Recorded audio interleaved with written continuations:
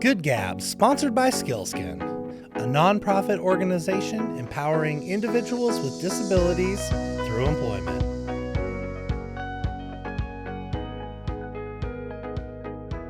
Hey, Good Gabbers, got another week and a big surprise for you today. It's really my pleasure to introduce to you today Police Chief Craig Meidl. Thank you so much for joining us. Absolutely. My pleasure. Thank you for inviting me. Yeah, well, it's good to hear, what's going on in the police department and all the work you all are doing right now. And, what's happening in community policing these days? Yeah, wow, where to start with that. So, one of the things we tell our officers when we hire them is community policing isn't just the job of a special unit. It's every officer's job to engage with the community. So we really tell them, we want you getting out of your cars when you can. We tend to be a call-driven agency, but when you're not on calls, we want you getting out of the car, talking to people, spend extra time on that call, And again, officers, when they log on, there's a screen full of calls. But unless there's a priority, something in progress, we would prefer spend an extra couple minutes with that victim. Talk to them, if they've been burglarized or anything like that, go through their house, give them some pointers. Maybe you can help them, give them some advice of what can the city do for them to help them as well. Things they just may not just be aware of. Well, that makes sense. That happened with my parents. This is maybe a decade ago now, but they had a burglary at their house, but the officers that came and talked to them, they spent some extra time. And I remember my mom commenting on that. She's like, I just felt like safer. She felt like taken care of. Good. And it was a good experience and a terrible experience time, right? Absolutely. Yeah, absolutely. And, when I was growing up, I've been burglarized, and you just feel so violated, and one of the things, too, we tell our officers is, after someone's been, unfortunately, the victim of something, quite often you are the first person they talk to after that. And what we do can either help them move on and heal and move forward or can send them further spiraling into darkness. So spend some extra time with them. And I'm glad to hear that they're out there doing that. It totally happened. Yep. Yeah, that's one of those shining moments that my mom talks about during that, for sure. Good. Well, I know there's just so much going on in Spokane, and I know the last time I saw you was kind of a Leadership Spokane event, and we were think you were talking about kind of a new initiative a couple years ago when some mental health professionals were kind of pairing up with officers. I thought that was so cool. And we keep reading about it's working, right? Is that still holding true? It is. So we were one of the first cities in the state to receive a grant through the Washington Association of Sheriffs and Police Chiefs, which of course they funneled that through the state legislators. And it was a program where we co-deployed a police officer with a mental health service provider in the car. They rode together every single day. So we were able to get that off the ground through a grant. And that has been wildly successful. And one of the things that we have learned over the years is that our officers on patrol now are constantly calling for them. They're asking, is that unit available to come and respond to this call? And they will literally, so their job is to not just go there and put a Band-Aid on it. Because our officers, they're call driven. Sure. Go to the call, handle the call, because there's a screen full of victims waiting. Yeah, there's more to come. Absolutely. And so what we wanted our co-deployed team to do is don't just put a Band-Aid on it. Spend the time necessary to line them up with resources. And so the demand has just absolutely skyrocketed. And it's a partnership with the Sheriff's Office, Spokane Valley. So if we have Spokane police officers working that day, they will go anywhere in the county they're needed. If they have Spokane County Sheriff's deputies riding with a mental health professional, they will go anywhere in the county. So you have this agreement. Everyone's going to help each other. Absolutely. And Awesome. Working together with all these organizations has just been a force multiplier. It's allowed us to work with those units for longer hours and later into the evening as well. It's been very successful. So we figured out how as a region to keep this funded and integrate this kind of policing. We have. So we still have we renewed the grant, and Nice. That is good through the middle of next year. But because of the success, even if that grant money disappears, we all acknowledge we have to keep this program running. So it's here to stay. Cool. I love hearing that. It's just so neat. Well, there's so much cooperation, it seems like, between, the region. I got to see that recently. I was part of, the fires out in Medical Lake, and we were out on Clear Lake there, and just saw some of your officers. Just everyone was fitting in where they needed to. I mean, that was a wild couple of days, because it wasn't just out there. It was up north too, right? It absolutely was. And so it's interesting. Spokane is just I think one of the most interesting places in the nation. We get a lot of folks that move away from Spokane and then they come back. And my understanding too is when it comes to even military like Fairchild, we are one of the top 3 locations in the nation where when people retire from the military, they retire here. We have something special in Spokane. And that also applies to our law enforcement. We work very well together. We support each other. There's times where we may not have enough resources. We need their help. They may not have enough resources. We help them. We work together we have a couple different units where we work together. We share a property crimes facility, records, forensic staff that go out to crime scenes. So there's a lot of co-deployed teams or teams where we will do this for you, you do that for us. And it's just something you almost have that small town feel here while we're growing significantly every year. And I love hearing that. We do hear a lot of, that cooperation is kind of like a thread with many different industries here in Spokane. And you're right, a lot of our guests are actually retired military that end up staying here. Well, what's your story? Why Spokane? Okay, so I will try to keep it short. It's actually a long story, but I will keep it short. So We're all ears. All right. So I'm an Air Force brat, speaking of military. My dad was in the Air Force. Born in California, lived there until I was about 5. And then actually my folks divorced when I was 4. So my dad went to Michigan. So at 5, I moved to Michigan with my dad. And then he was deployed there. And then from Michigan, moved to Illinois. So I lived in Michigan from 5 to 8, lived in Illinois from 8 to 13. Unfortunately, my dad passed when I was 13, so I moved back to Seattle at 13 to live with my mom. And then I knew I was going to go to college, but I didn't want to go to college on the west side, right? I'm an introvert, so too many people, right? Way too many people. Lots. So I actually went to college at Central Washington University. Absolutely. In the Burg. Yes. Yeah, yep. all right. Go Wildcats. And so when I first went there my first year, there's a lot of scrub, deserty, semi-arid land around there. And I wasn't used to that. I'm like, man, this place is like a desert. Yeah, where's the green? Yes, exactly. And then so after that first year, though, I just fell in love with it.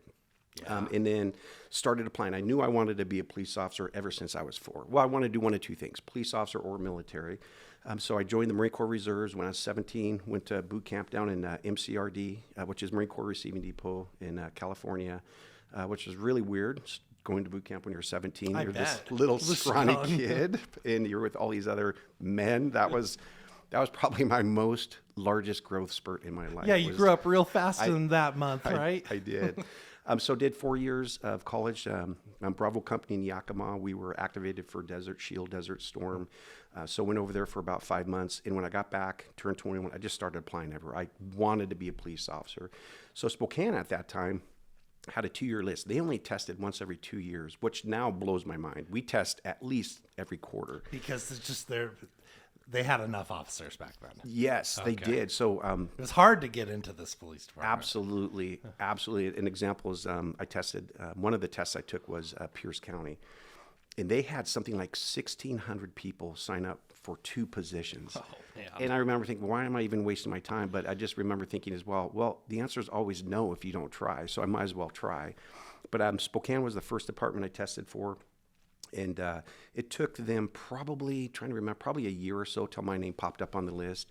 Went through the process. They hired me, and I just fell in love with the place. But you know what? An interesting story when I was in Ellensburg.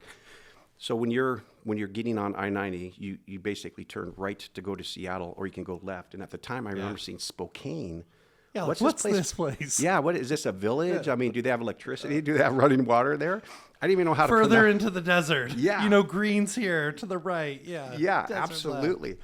And so one day when I was testing, I'm like, okay, I'm going to take a left to Spokane. And I remember the day I tested, I was standing on the parking garage downtown, looking out over the city. And it was just almost one of those surreal moments where it's like, I may end up being a police officer here. So it was just really a mind trip for me. And that was awesome. So like the parkade. Yes. Like up there. Yeah. So you're seeing the courthouse and the whole city. Yeah. And I realized this isn't a village. They actually do have running water, electricity, and more than one stoplight. So that was the beginning of my journey here. Went through the academy, started January of 94 and fell in love with the place. Absolutely loved this area. You were so close to 30 years. Yes, next Holy January, moly. 30 years. I know I only look 65. Yeah, looking good, man. Yeah. So yeah, that's a heck of a career. So you started as a what kind of officer? So everyone starts out initially as a patrol officer. So did patrol, and then decided, you know what? There's a couple different things. I wanted to do police work, but I wanted to look at it from a different angle, like a detective, being a detective. So you're still doing police work, but you're processing cases, you're putting together packets, you're working with judges, which was really cool. At that time, judges were like on this pedestal that you never saw them, or like, do they even really exist? So I did that for about 6 months, but had also taken the sergeant's test, so I made sergeant, and then from there just went, sergeant to lieutenant to where did I go from lieutenant to major? Chief Kirkpatrick at that time promoted me from a lieutenant. I was in internal affairs. To a major, and then we had the new chief came in, Chief Straub came in, he made me his assistant chief, and then just different styles. We had different styles, so I rolled back to lieutenant, and then within a year made it to captain, and then again to assistant chief. So I went up. So that leadership has been a part of your story, though, from really since the beginning. It really has been. Yeah, it really has been, and I'm fascinated by leadership because there has to be 5 billion books out there on leadership. Sure. And most of them have good nuggets.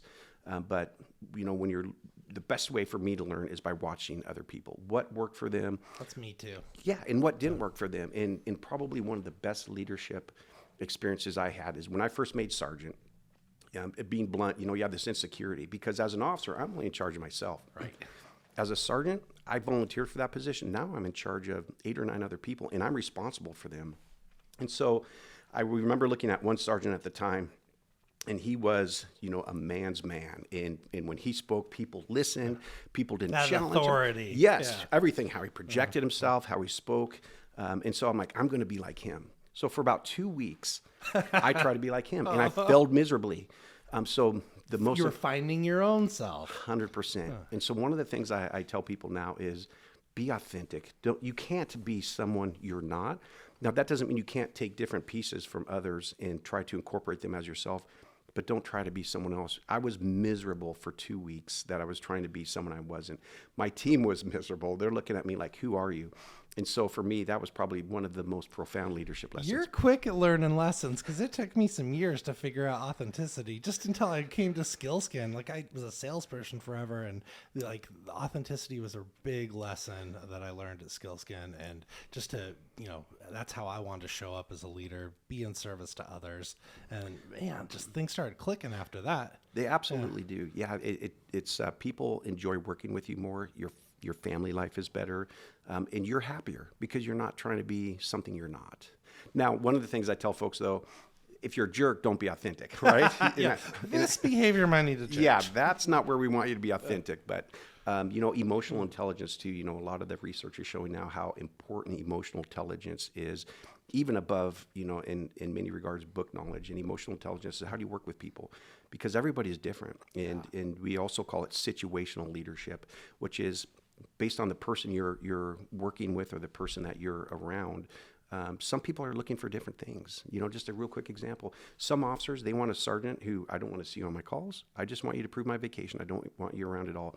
Others, they want you on their calls. They want you joining them, being with them. They might even need that, right? And they might need it, yes. So you have to be able to understand that. You have to look at the person or the people you're with and adjust while still maintaining your core values. I love hearing that because I'm thinking about our own company and, how it's broken down. And that's when we got better, is when that situational leadership.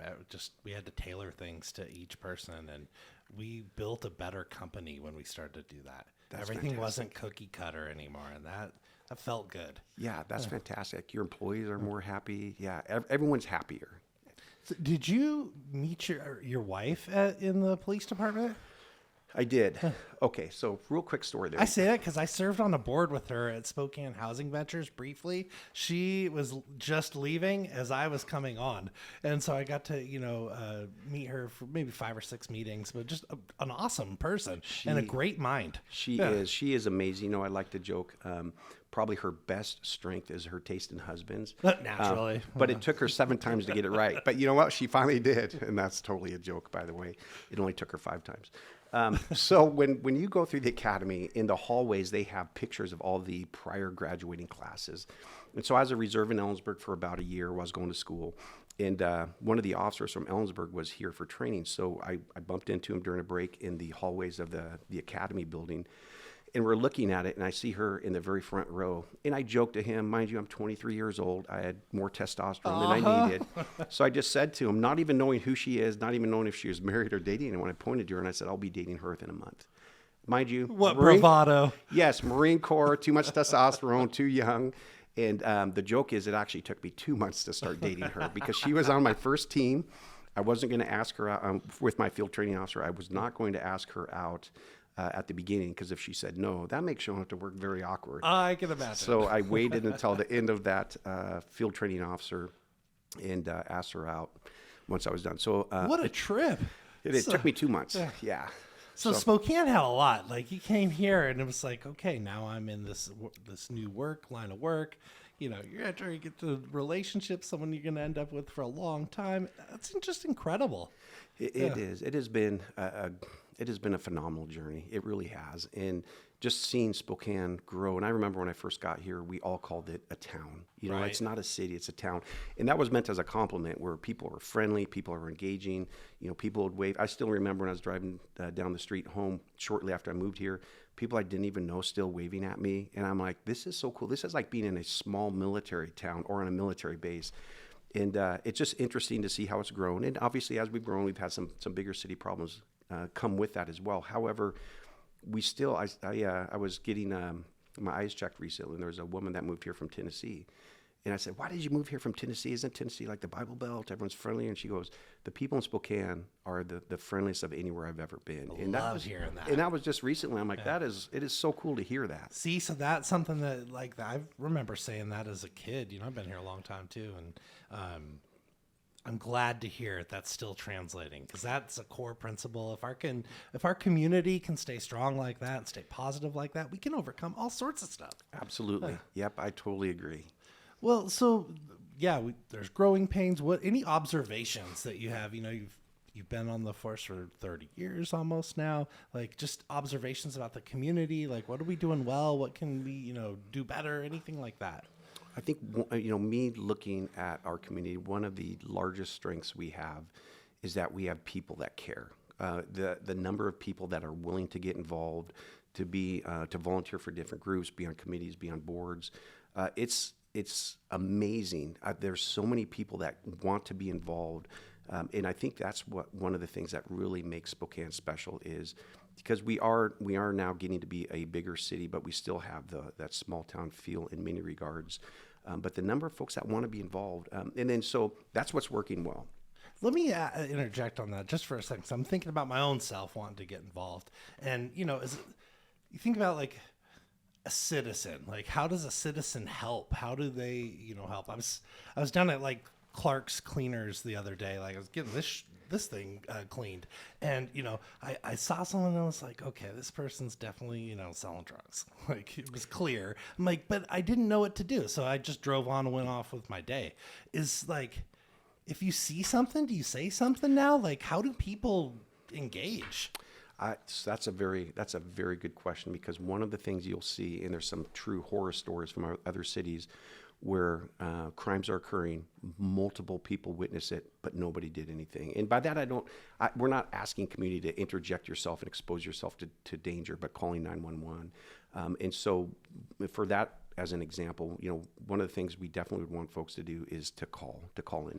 And so going back to the Spokane, how it ties in is because we still have community calling us on those things, and that's a good thing. Unfortunately. So is that like crime check? Is that what I would do if like this, you know, because I'm like, you said people care. I know I care. I'm looking for different ways to engage in a positive way.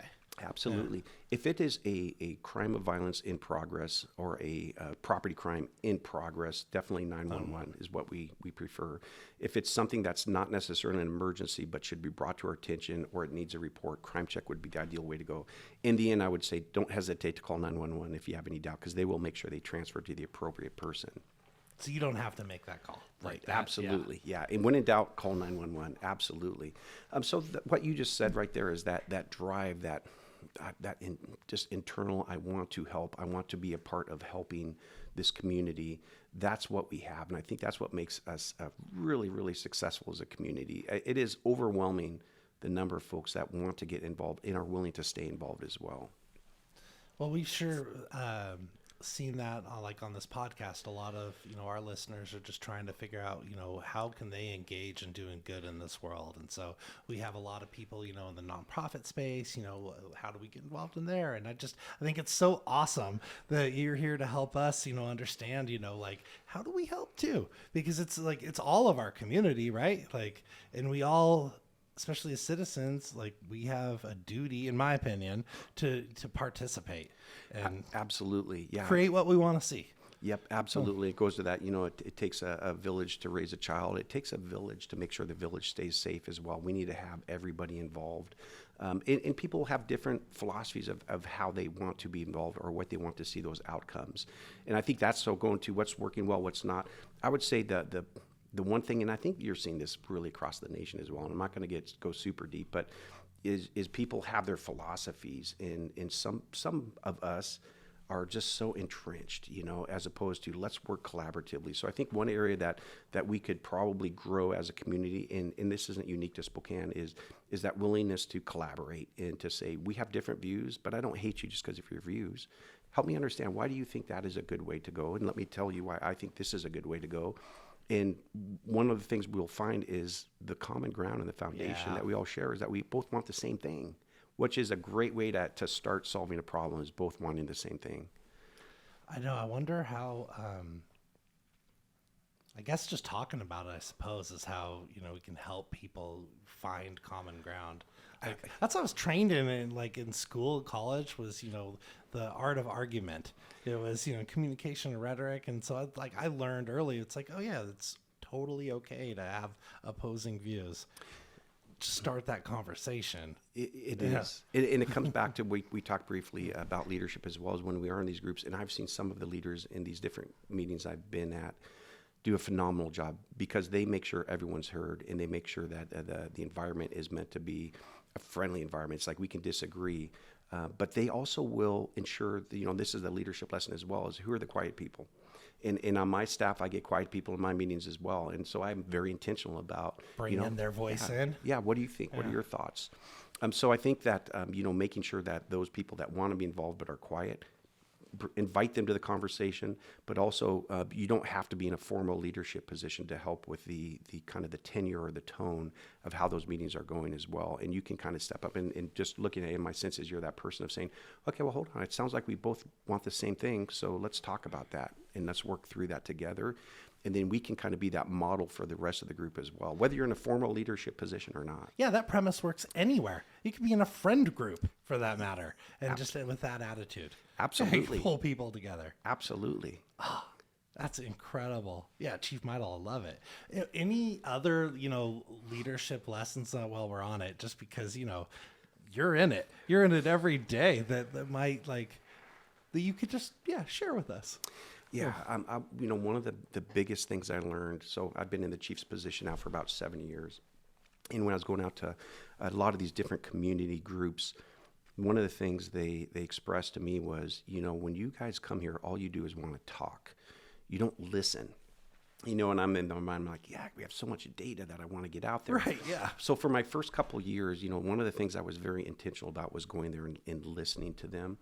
So for me, probably one of the best, on top of being authentic, one of the best tools that I have used, and I've used it because it's the right thing to do, is when you're dealing with something that's very emotional, you have to validate their emotions, even if you don't agree with it. If you come to me with a problem and I just tell you, well, here's the facts, we're not going to get very far. But if I validate and I address your emotions with it as well, and express to you, however I express that to you, that you're not wrong to have those emotions. But one of the things I see in many of these meetings is there's just no validating their emotions. We just dismiss them because we think they're wrong or we don't agree with them. So when I go to these different groups and these different meetings, I truly do validate their feelings and their emotions, because for them, whether I have facts or data that don't support that, it's very, very real to them.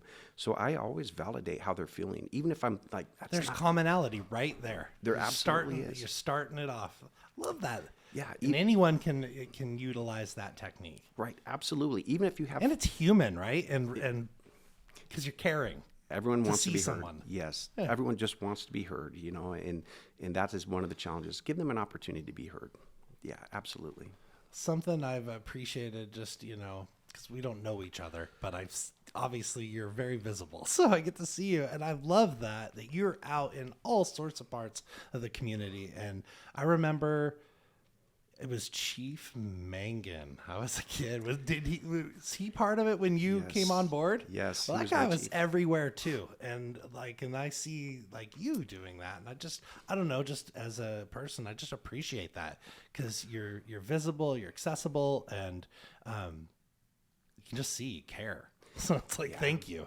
Absolutely. I appreciate it. And it's funny that you bring up Chief Meidl because he really is someone that I aspired to be like, because he was everywhere. And, that takes a lot of energy, especially if you have a wife, you have kids, you have 5 girlfriends on the side. Totally joking, by the way. I hope my wife doesn't listen to this.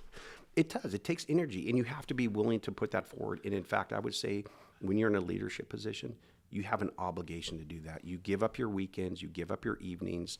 That's why when, at that time, Mayor Condon asked me if I would be interested in the position, I said, let me ask my family, because it is a family affair, because your family is going to see less of you.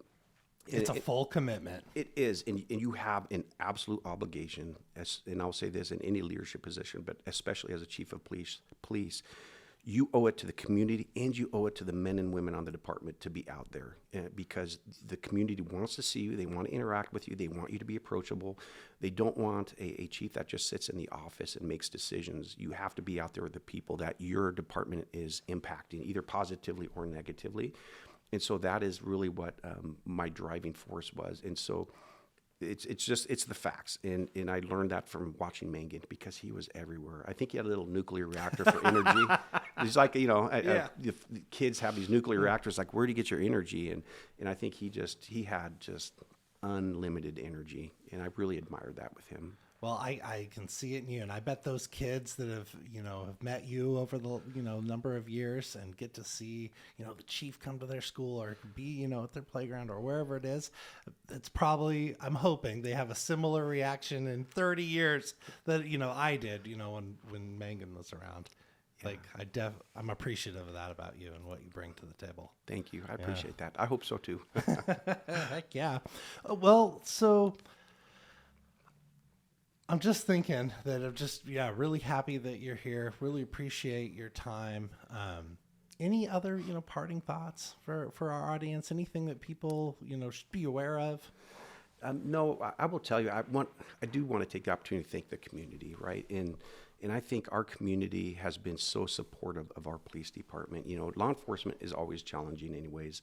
The last several years, obviously, has been very, very challenging. And I think one of the things that has really helped our department out is the level of support we've had from the community, and the vocal support, the support expressed for us. And one of the things I absolutely acknowledge is we are humans. Humans make mistakes, and we want to hold those folks accountable that are making mistakes, that are doing things they shouldn't. But I feel like this community has really acknowledged the fact that, yep, we know that you hire humans. We know some of them are going to make mistakes, but we appreciate our police department. We know you all have a very challenging job to do every single day.